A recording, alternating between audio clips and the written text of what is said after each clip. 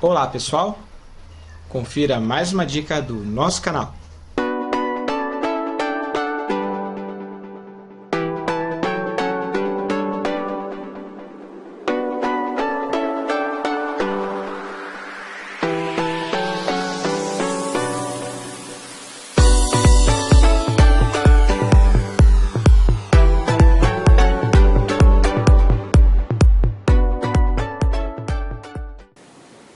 Fala, socorristas do canal, tudo bem?